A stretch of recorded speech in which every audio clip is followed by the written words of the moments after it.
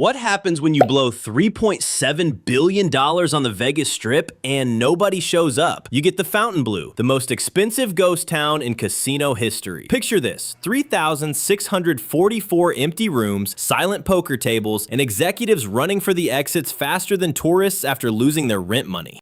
This isn't just another Vegas flop story. This is about how one property managed to piss off every gambler, alienate every local, and burn through $400,000 per day while looking absolutely gorgeous doing it. Buckle up, because what I'm about to tell you will change how you see Vegas forever.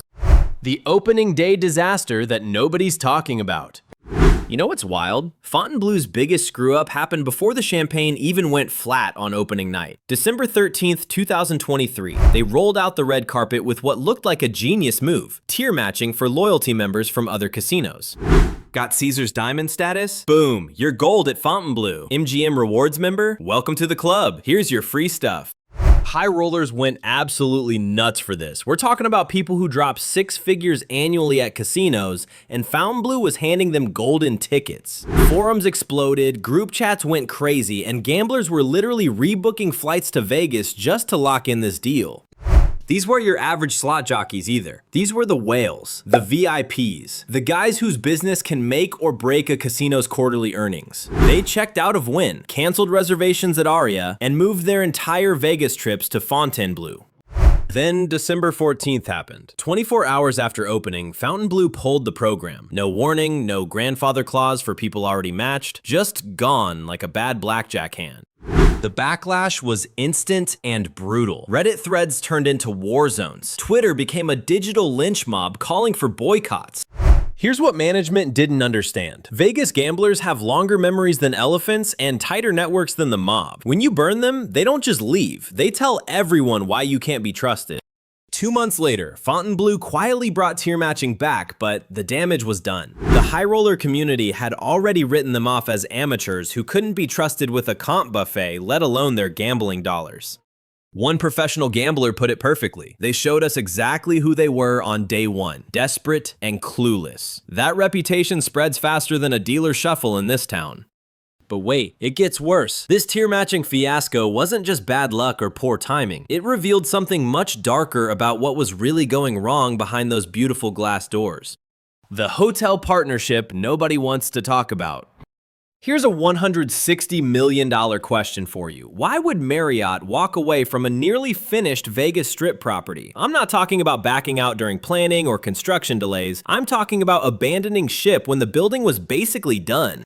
Back in 2018, when this tower was still called the Drew Las Vegas, Marriott was all in. They were gonna make this their flagship JW Marriott on the Strip, the crown jewel of their portfolio.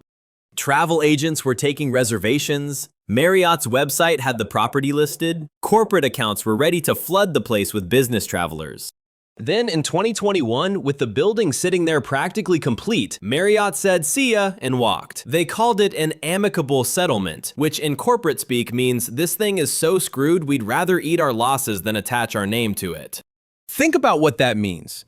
Marriott has 180 million loyalty members worldwide. Hilton's got 160 million.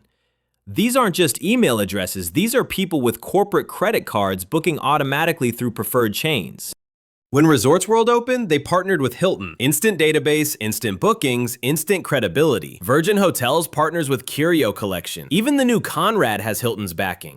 Fontainebleau? They went solo, thinking their Miami Beach reputation would carry them. Jeffrey Sofer, the owner, figured if it works in South Beach, it'll work on the Strip. Wrong. Dead wrong. Vegas isn't Miami and faith isn't a business model. In Miami, you can be boutique and exclusive because you're competing with maybe a dozen properties. In Vegas, you're fighting against 150,000 hotel rooms, all hungry for the same customers. Without a major chain's booking engine, you're invisible to half your potential guests. Business travelers can't book you through their corporate systems. Convention planners don't see you in their preferred vendor lists. Families can't use their accumulated points for that free vacation they've been saving for.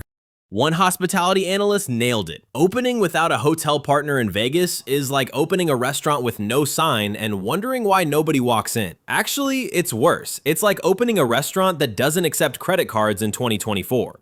But the real kicker?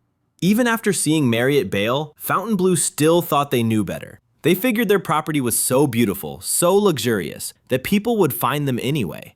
Spoiler alert, they didn't. And that brings us to an even bigger problem, one that's literally costing them millions every single day they stay open. The casino floor mistakes that are bleeding money daily. Walk into any successful Vegas casino and count the video poker machines. Go ahead, I'll wait. You'll find them everywhere, at every bar, near every restaurant, scattered throughout the floor like breadcrumbs leading to profits. Fontainebleau has exactly one video poker bar. One. Tucked away in the sports book like they're embarrassed by it. That's like McDonald's having one fryer and wondering why the drive-thru is slow. You might think, so what? Slots make more money anyway, and you'd be missing the point entirely. Video poker players are the duct tape holding Vegas casinos together. They sit for hours ordering drinks, tipping bartenders, creating atmosphere. They're not dropping $50,000 per hand, but they're reliable as sunrise, grinding out small edges on machines while keeping seats warm. John Mahaffey from Vegas Advantage called it on opening week. Fontainebleau will regret having only one video poker bar. Boy, was he right. But here's where it gets really stupid. They didn't include a poker room either. Management's brilliant reasoning? We only want offerings that generate revenue. Let me explain why that's the dumbest thing I've heard since someone said Vegas doesn't need free drinks. Poker rooms are ecosystem drivers, not just rake generators. Poker players book rooms for tournament series that last weeks. They bring friends who play slots. They eat at your restaurants, drink at your bars, tip your staff like their mortgage depends on it. During the World Series of Poker, the Rio turns into Poker Central for 2 months. Those players don't just play cards. They gamble on everything else too. Aria has a poker room. Bellagio's poker room is legendary. Even Resorts World, which opened just 2 years before Fontainebleau, understood you need poker to be taken seriously. But Fontainebleau thought they were too sophisticated for poker, too upscale for video poker, too Miami Beach for what actually works in Vegas. The result? A casino floor that feels like a museum after closing time. Beautiful, expensive, and completely lifeless. One local described it perfectly. It's like they built a casino for people who don't gamble. And in Vegas, that's like building a pool for people who don't swim. The numbers tell the real story. First quarter 2024, they're pulling in $192 million revenue. Sounds good until you realize they need $360 million just to break even. They're losing $400,000 per day. Every single day. That's not a rough patch, that's a death spiral with marble floors and crystal chandeliers. But wait, there's another disaster hiding in plain sight. One that literally has people getting lost trying to give them money. The location and design catastrophe they can't fix. Picture this. You're in an Uber trying to get to Fontainebleau. Your driver circles the building 4 times. You miss your dinner reservation because nobody can find the entrance. This isn't a one-time thing. This is every day, multiple times per day. Journalists, locals, tourists, everyone's playing Where's Waldo with the pickup zones. The property sits at the far north end of the Strip, past Wynn, past Encore, practically in downtown territory. It's like they built a nightclub in a library parking lot and wondered why nobody's dancing. From Fontainebleau to the heart of the Strip action, Bellagio, Caesars, MGM, you're looking at a $30 Uber ride. That's $60 round trip just to see what Vegas is actually about. The convention center might as well be in California. The airport? Hope you like expensive cab rides. The Formula 1 action? You're watching it from your room because you sure ain't walking there. Inside, it's even worse. The signage is a joke, assuming it exists at all. Guests get lost trying to find the casino, the spa, their own rooms. Employees openly admit it's a persistent problem, not growing pains. This is baked into the design. It's like they hired architects who'd never been to a casino before. The pool, which should be a Vegas selling point, is tiny. 67 floors up, and the pool looks like a bathtub. Meanwhile, Resorts World has multiple pools, MGM has lazy rivers, and Mandalay Bay has a beach. The restaurant situation? Promised venues that still haven't opened over a year later? That Cartier boutique? Coming summer 2025, the sign says, like a punchline to a bad joke. Even the dealers are confused about the layout. One told me, I've worked here 6 months and still get lost. If employees can't navigate your property, how are drunk tourists supposed to figure it out? The isolation isn't just physical, it's psychological. You're cut off from Vegas energy. No foot traffic means no spontaneous visits, no let's check out that new place crowd. Wynn and Encore solved this with excellence. World-class dining, shopping, amenities that make isolation worthwhile. Fontainebleau solved it by buying more land across the street? Yeah, in June 2024, SOFR dropped $112.5 million on the old Riviera site. Because when your ship is sinking, the smart move is definitely buying another boat. But here's the thing about throwing good money after bad. Eventually, even billionaires run out of patience. And that's exactly what started happening when the executives began jumping ship. The executive exodus that signals total collapse. Let me paint you a picture of what panic looks like at the C-suite level. Within 30 days of opening, 3 top executives were gone. Not retired, not promoted, gone. The chief operating officer quit after 1 month. The chief marketing officer vanished like a magician's assistant. The vice president of casino operations fired after 2 weeks. 2 weeks! That's barely enough time to find the executive bathroom. But it didn't stop there. The CFO left, the CTO bailed, the director of beverage development, front services, you name it, they all headed for the exits. This isn't normal turnover. This is rats fleeing the Titanic while the band's still playing. These were people who left established, high-paying gigs to join the next big thing in Vegas. They burned bridges, relocated families, probably bought houses in Summerlin. Then they saw something so terrifying, so fundamentally broken, they ran anyway. What do you think they saw? Budget projections showing years of losses? Ownership refusing to listen to experienced casino professionals? Maybe they discovered what I discovered, that Fontainebleau's business model is mathematically impossible. You can't lose $400,000 per day and pretend everything's fine. With 3,644 rooms, they need 75 to 80% occupancy just to keep the lights on. They're running at 49%, half empty every single night. At luxury prices, because dropping rates would damage the brand, but keeping them high means watching tumbleweeds blow through your lobby. In May 2025, they laid off 60 table game dealers. That's not fat trimming, that's amputation. Dealers generate revenue. Every table you close is money walking out the door. But when you're desperate, when lenders are calling, when the Koch brothers want answers, you cut everything that isn't nailed down and pray for a miracle. The death spiral pattern is textbook Vegas failure. First, staff reductions, then executive replacements, then asset write-downs, finally a fire sale to whoever's brave enough to take it off your hands. We've seen this movie before. The Revel in Atlantic City lasted 2 years. The original Fontainebleau in Vegas went bankrupt before opening. The Drew Las Vegas became a punchline. Now Fontainebleau's writing the sequel nobody wanted. And trust me, this ending's gonna be even uglier than the original. The financial bloodbath behind the beautiful facade. Let's talk real numbers, because that's where this story gets truly insane. Fontainebleau is burning through $400,000 every 24 hours, which means by the time you finish watching this video, they've lost another $10,000. Think about that. While you're eating breakfast, they've lost enough to buy a car. During your lunch break, there goes another mortgage payment. The property cost $3.7 billion to build. At current loss rates, they're bleeding 10% of their total investment every single year. No business survives that kind of hemorrhaging. I don't care how deep your pockets are. The Koch brothers, who own 50% through their real estate arm, are watching their investment evaporate. These are guys who don't lose money, who've built empires on calculated risks and smart leverage.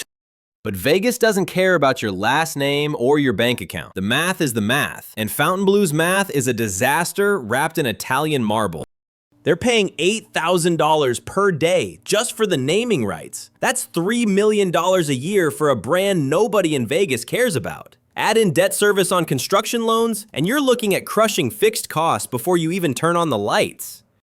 Property taxes alone run millions annually. Insurance for a 67-story building? Astronomical. Utilities for 3,644 rooms plus public spaces? We're talking about power bills that could run a small city. The payroll is staggering. Thousands of employees, from dealers to housekeepers to executives. Even with layoffs, they're carrying massive labor costs for a half-empty property. Meanwhile, revenue per available room, RevPAR, is pathetic. Industry average on the Strip runs $150 to $200. Fontainebleau's pulling maybe $75 to $100, and that's being generous. Gaming revenue? Forget about it. Empty tables don't generate drops. Silent slot machines don't produce win. Food and beverage should be a profit center, but half their restaurants aren't even open. The ones that are sit empty because nobody wants to eat at a ghost town. Convention business?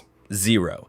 No major chains means no corporate bookings. No convention space means no midweek group business to smooth out weekend fluctuations.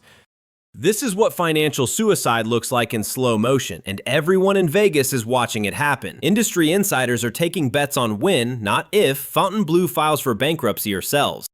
What this disaster means for Vegas's future. Here's the hard truth nobody wants to admit. Fontainebleau represents everything wrong with modern Vegas. It's what happens when corporations think they're smarter than 70 years of casino wisdom. Old Vegas was built on a simple principle. Give people a reason to come back. Cheap drinks, friendly dealers, the occasional win to keep hope alive. Pit bosses who knew your name. Comps that made you feel valued. An atmosphere that said, you belong here. It wasn't sophisticated, but it worked because it understood human nature. Fontainebleau tried to be Miami on the Strip. Exclusive, expensive, too cool for regular people. They forgot that Vegas's magic isn't exclusivity, it's accessibility wrapped in spectacle. Every successful Vegas property respects this truth. When Steve Wynn built the Mirage, he studied what people wanted, not what he thought they should want. When Adelson built the Venetian, he understood conventions drive weekday business. Even when MGM built City Center, as modern as it was, they partnered with brands people recognized. They understood you can't ignore fundamentals just because your building is pretty. Fontainebleau thought they could rewrite the rules, thought beauty trumps strategy, thought Miami principles would translate to the desert. The result? A $3.7 billion monument to hubris, bleeding money while executives flee and locals laugh. It's performance art showing what happens when ego meets reality in Vegas. One Reddit user nailed it. Charging for parking at a resort nobody wants to visit? That's not confidence, that's delusion. Another said, I hope the Koch brothers lose every penny. They deserve it for thinking they're above Vegas.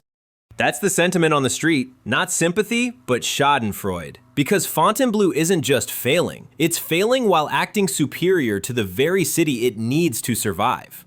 Maybe new management saves it. Maybe they slash prices and chase volume. Maybe they find a hotel partner desperate enough to take the risk. But right now, it's the most beautiful failure on the Strip. A graduate course in how not to run a casino, with every operator in the world taking notes. Because at the end of the day, Vegas isn't about buildings or brands or beauty, it's about understanding what people want and giving it to them with just enough house edge to stay profitable. Fontainebleau forgot that, and Vegas is making them pay $400,000 per day for the lesson. The house always wins, even when the house is teaching you how badly you've lost.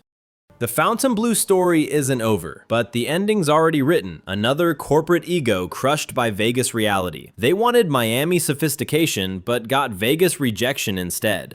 What's your take on Vegas's corporate transformation? Drop a comment below and hit subscribe because this disaster's just getting started and you won't want to miss what happens next.